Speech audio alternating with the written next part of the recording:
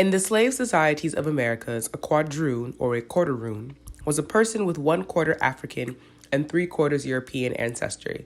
Similar classifications were octoroon for 1/8 black and an hexaroon for 1/16 black. This is the 1-drop rule at work. If you have 1 drop of black blood, you are considered black. But that 1 drop, the further away you get from blackness and the closer you get to whiteness, makes you exotic. And in today's video, we're going to discuss the exoticism of the biracial black woman. But more importantly, or more specifically, the quadroon, octoroons, so on and so forth, all the way to the hexaroons. Now, Louisa Tish asserts in Jambalaya that a plasiage might begin in many ways. When a white man found a Negro woman whom he desired, often at the most nightly quadroon balls, he courted her as assiduously as he would any of his white paramours. The wealthiest and most beautiful quadroons frequently chose from among several suitors, and these suitors would be white, just so y'all hear, white, okay? We're talking about black women getting to get their pick of the litter of white men. The wealthiest and most beautiful quadroons frequently chose from among several white suitors. After a period of courtship, a wealthy white suitor met with the girl's parents and agreed to purchase her a house and to give her certain amounts of money to each of the children which might result from their union. In the plasiage, the natural or surrogate mother of the girl negotiated with the man. Now, if you all aren't familiar with quadroon balls, they have been highly contested. There are some who will not, without a shout of a doubt, will tell you that these quadroon balls took place and that in New Orleans, there was a subculture of mixed race black women, those who identified as being quadroons and octoroons and hexaroons, who would host these balls. Now, don't take these balls as prostitution rings or anything like that, because they weren't anything like that. And also, yes, although these men were exchanging money, services, and even property for the time with these women and pleasures of these women, don't also confuse this with slave buying, because it had nothing to do with that. See, there was no social stigma attached to it. In the early 1800s, black slave concubines could be purchased for an average of $8,000, and black prostitutes turned tricks with wealthy merchants, sometimes to support their families and to buy the freedom of other slaves. But the plasiage was a common law marriage. The process was closely akin to the paying of a bride price in West Africa and was not radically different from the courtship of the casket girls supervised by the Ursuline nuns. Like marriages today, some of these unions ended quickly while others lasted a lifetime. The only difference is that they were not legal. Not until the Civil Rights Act of 1866 and the Louisiana Statute of 1870 were legal interracial marriages permitted. So, quadroon balls, like I said, highly, highly, highly contested. There are those who believe they happened. There are those who believe they didn't happen. And I would argue that most who don't believe that quadroon balls took place or would like to assert that there's more myth than fact to these stories are usually white folks. And I would argue that's because white people don't really like to look at things that they've done when it's in plain sight. So, let's get deeper into it, okay?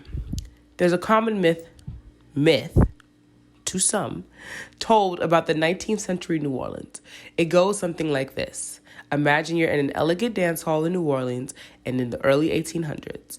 Looking around, you see a large group of white men and free women of color who were at the time called quadroons, meaning they supposedly had 1/4 African ancestry. The mothers play matchmakers and introduce their daughters to these white men, who then ask their hand and dance. The ballroom is fancy, and the invited guests look the part. When a match is made, a contract is drawn up. The white man agrees to take care of the young woman and any children she may have with him. This arrangement was called the plasiage, as we just explained earlier. Now, Charles Chamberlain teaches history at the University of New Orleans.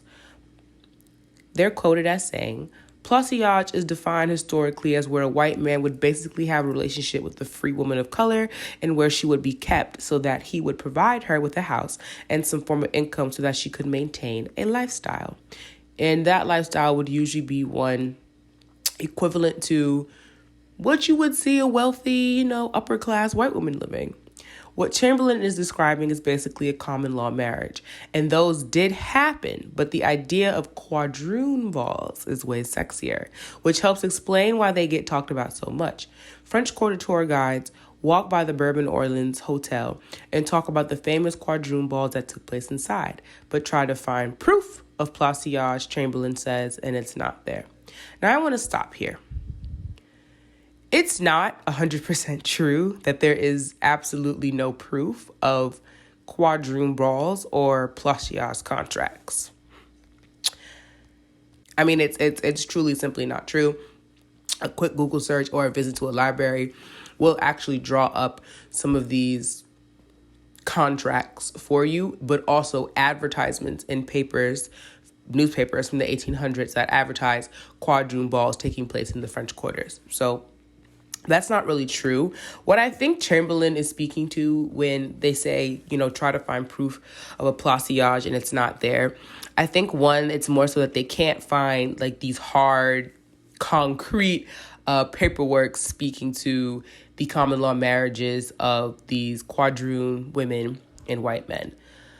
That, to me, first of all, isn't very surprising. I mean, why would that have been something very well documented and preserved beyond the conversations that were had in families and beyond, the few little shreds of remnants that we have documented?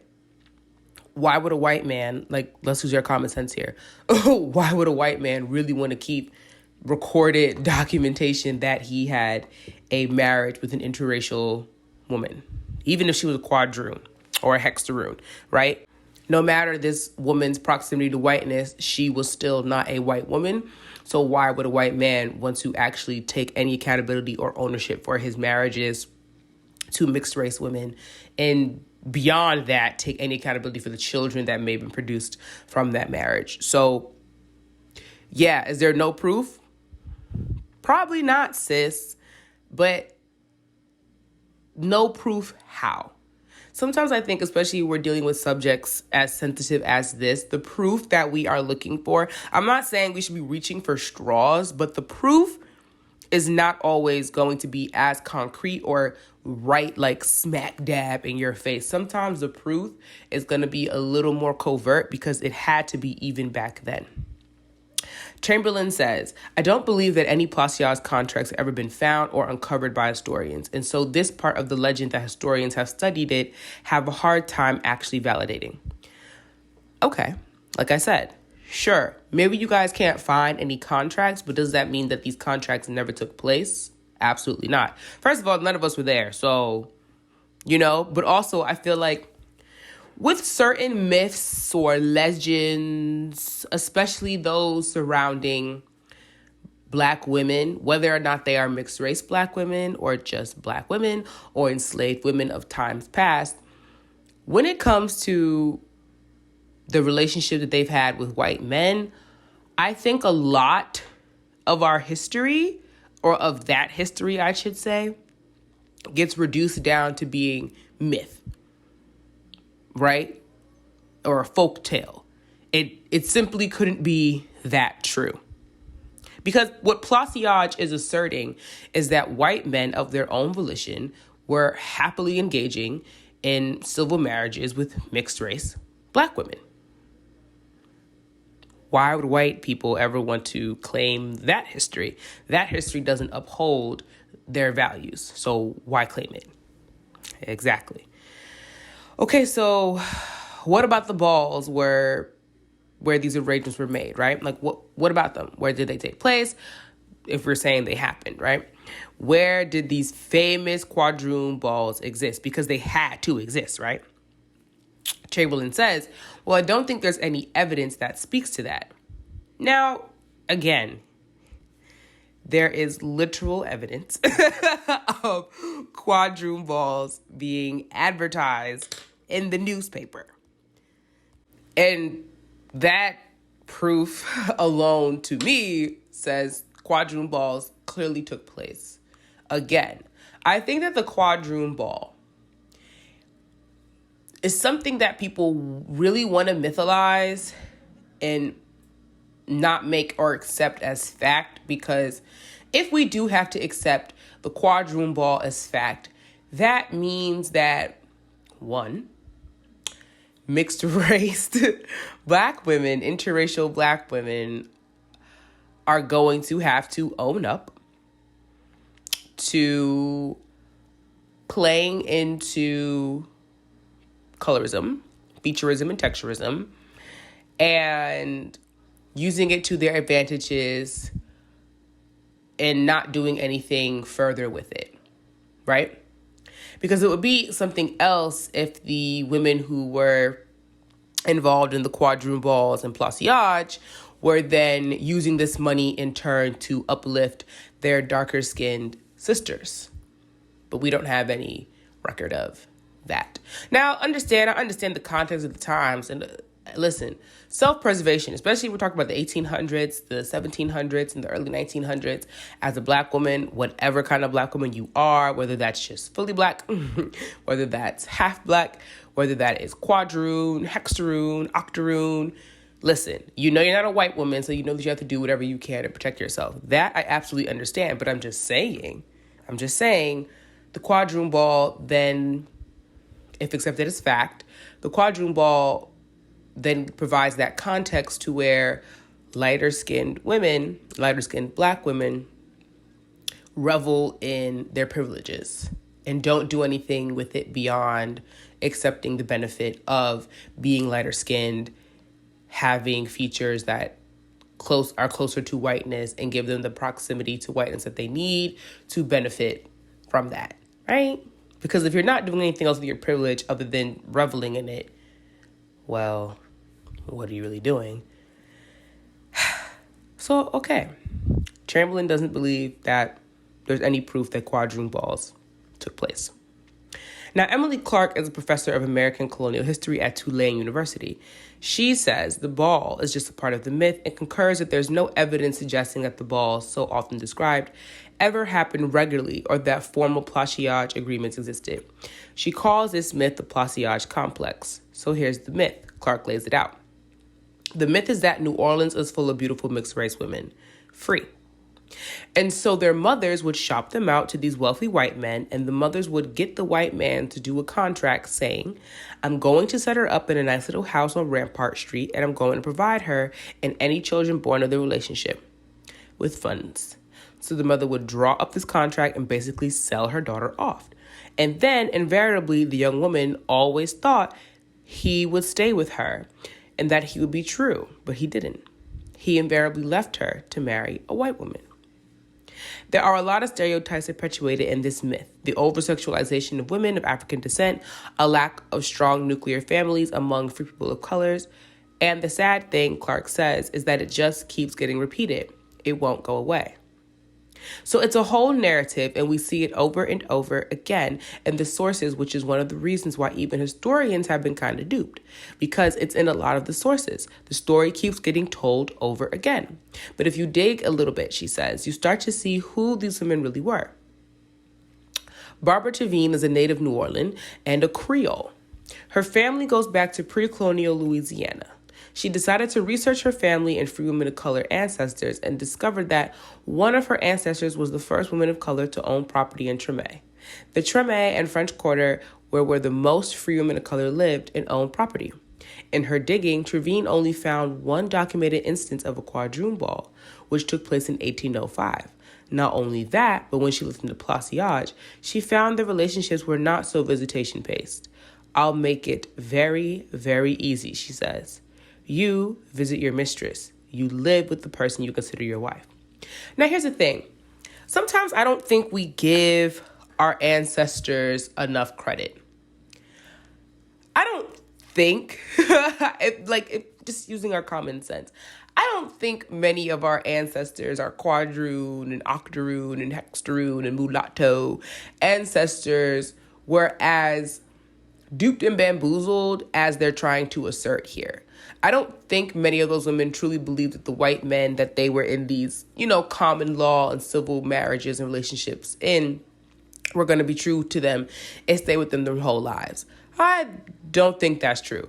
Of course, there might have been a few who really thought this man will really love me forever and marry me for true and be my husband and be a husband in all aspects. But I don't think many of them believe that. Our ancestors understood the times that they were in. So I don't think anybody was confused as to what was going on here. I don't think those women, right? I don't think the women who were going to refer to as quadroons here were under any sort of confusion or delusion. I think it was clear to them that they were mistresses, and I think it was clear to them that they had a certain station in life in parallel to the white men they were dealing with, and they were not to try to go outside of their position to rise above it or, be seen truly as this man's wife. You know what I'm saying? I don't think our ancestors were confused. When I'm reading this, I feel like they're really not giving our ancestors the benefit of the doubt. And again, to say that they only found one documented instance of a quadroon ball, remember, Clark is looking at her own family's history and lineage. So that's for them. That's not for the whole of people. I also think that quadroon balls have lived on and have been passed down verbally because they happened. And I think if they didn't happen as frequently as have been told in oral history, then it wouldn't be so prevalent in our psyches. Now, did they happen exactly as described? Probably not. Were they as grand? Probably not. But again, I don't think that it's really fair to say they didn't happen at all, especially when you go to New Orleans and you speak to Black people who are there. You speak to Black people who identify as Creole, or you speak to Black people who identify as mixed race and interracial, because I've gone and I've been. They will tell you that these things happened and that if you look close enough, they're still happening, right? Because we all hear the stories of white men who go abroad to places like Thailand and Vietnam to buy brides. So if that's happening today, in our modern times, why wouldn't it have happened back in 1800? Because the quadroon ball and the concept of the placage is nothing new. And it isn't obsolete. It hasn't ceased to exist. White men are still going to all avenues and corners of the world to buy exotic brides for themselves. And then pretend that they haven't done it, or they pretend these women aren't their brides. And then we say, it's a myth. It's not happening. I feel like that same exact thing is happening with the quadroon balls. But let us continue. These interracial couples couldn't legally marry, but they lived under one roof.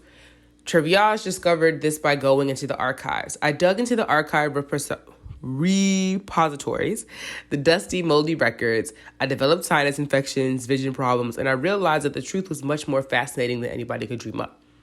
So if quadroon balls really happened, where did these men and women meet? Emily Clark found these answers in the same place that Turing did, in the historical archives. Sometimes they met in church, sometimes they met them through business. The whole notion of going to a ball and shopping is just not the way those kinds of things happen. Clark says free women of color weren't those kind of girls trotting about a ball for sale. Free women in color were the most pious people in New Orleans in the colonial period.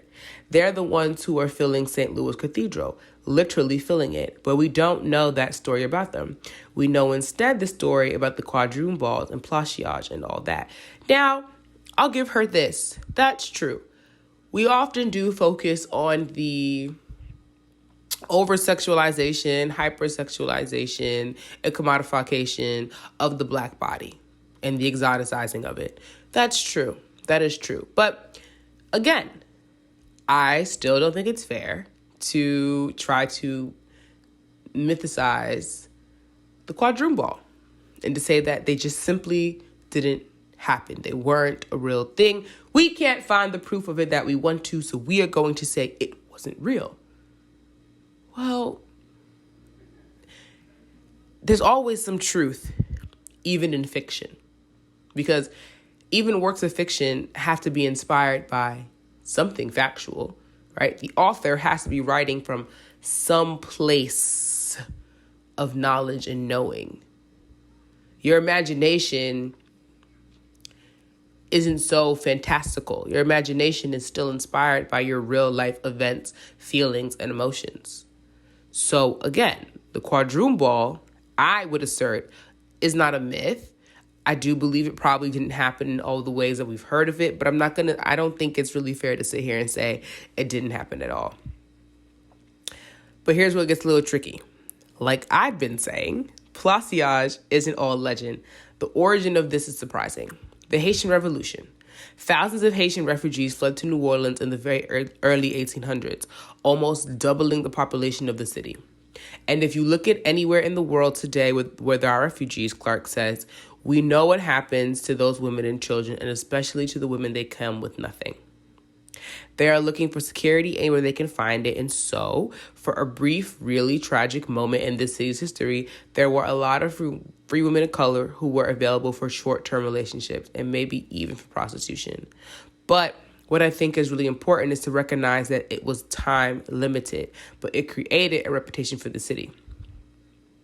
Clark says, if there were anything like Quadroon balls, they were parties marketed to sailors and visitors looking for a one-night stand, not a long-term relationship. They were a seedy tourist extraction. This is similar to how any people that lived in New Orleans are going and buying shot-offs or shot girls on Bourbon Street. Not many. The eye-popping legend overshadows the real lives of free women of color who married free men of color. The women who had lifelong relationships with white men, the women who were devout Catholics, and highly powerful property owners. Just look at the city's earliest census reports, says Barbara Tavine. So when you see the census, you see that it is dotted all over the French Quarter because these women were entrepreneurs and they purchased their freedom. And they were able to purchase a home and they reared their children. Clark says, the fact that we've believed this Placage myth for so long shines a light on a disturbing bias in American society. We rob them, these free mixed-race women, of having attained the idea of being a lady when we erase their story and instead accept what was the story told about all Black women, which was that it is not the white man's fault they had to go to bed with Black women, and even that they take a sexual advantage of them. It is the woman's fault because they are so seductive. It's what they want. So it's that old story that's told, you know? It's in the news right now. It's always a woman's fault. Well, it wasn't the woman's fault. So when we buy this myth of Placage and Quadroon balls, we're really buying into that really old and I think socially destructive and just plain not historically accurate idea about women of African descent.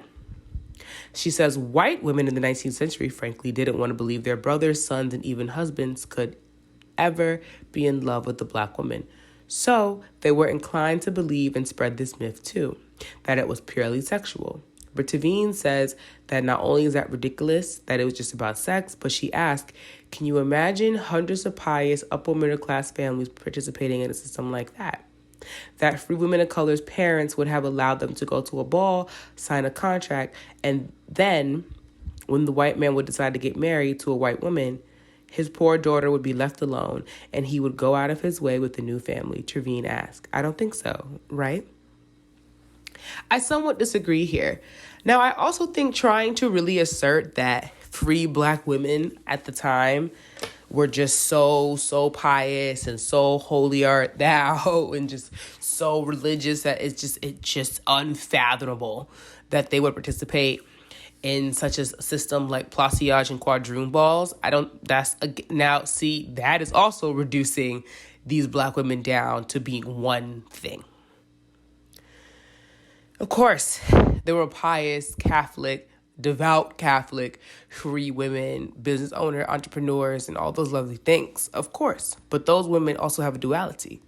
You know, we all heard the stories about like preacher's kids, right? It's always a preacher's kid that's going to be the most out there one, right? It's always the preacher's kid who's ready to try something crazy, try something new because they are in such a religious or pious environment.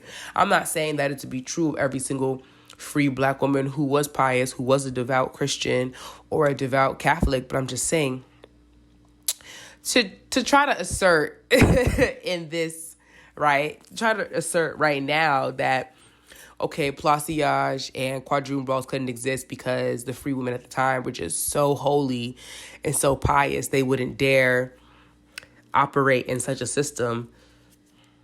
It's you doing the same thing that you're claiming that those of us who would assert that Quadroon balls and Plasiage did take place, maybe not in as dramatized of ways, but did happen. It's just you're doing the same thing as saying that we are only focusing on the hypersexualization and commodification of the Black body and the exoticism there, because that's not what we're doing. That's not what I'm doing. What I'm saying is that Black women, Black people are not a monolith, and there's a duality there.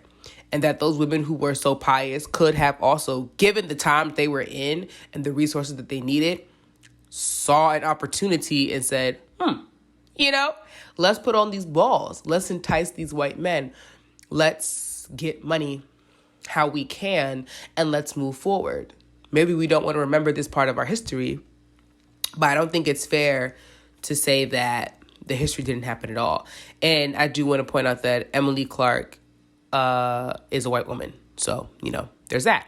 Once again, and I'm not saying that doesn't mean she has, no authority on this and can't speak to it. But again, it's just like these things happened. These things did happen. And I think it's difficult. I think it's just difficult to accept that these things took place. Because again, if we do accept that they took place, we have to come to terms with a lot of things as Black people when it has to do with our identities, when it has to do with privileges, and when it just has to do with understanding, why hierarchies exist the way that they do today. Because the Quadroon ball, what it does is it continues to perpetuate, right, the idea that the mixed race woman, the lighter skinned Black woman, the Black woman with features and textures that are closer to whiteness is to be held up to a higher standard, right? Because that woman at the Quadroon ball, she may come out with a civil arrangement, white husband and some property, and then, a kid or two or whatever. And, she gets taken care of until whatever, that man marries a white woman. It's not an ideal, perfect life, but was that afforded to darker-skinned Black women at the time? Absolutely not. That's why they were called Quadroon balls, not Black people balls. It was for the Quadroon. It was for the mixed-race woman. It was specifically for the mixed-race woman that looked more like a white woman than she did a Black woman. So, are the Quadroon balls myth, or are they fact, or something in between? I think a Quadroon ball is something in between. I don't think it's quite a myth, but I don't think it's quite a fact. But I do think they took place, and I do think they happened. Again, I don't think it's fair. A lot of times, like I said, I just don't think that we like to give our ancestors the benefit of the doubt. I think it's easier for us to say Quadroon balls didn't happen because it doesn't force us to have to look at all those inner mechanics. It's easier to say a Quadroon ball didn't happen because then white people don't have to take responsibility for their participation in such a system. Because again, I thought it was interesting too that they kept talking about, how could Black women, these pious, holy Black women, take place in a system such as this? I couldn't believe that. Well, how could white people take place in such a system?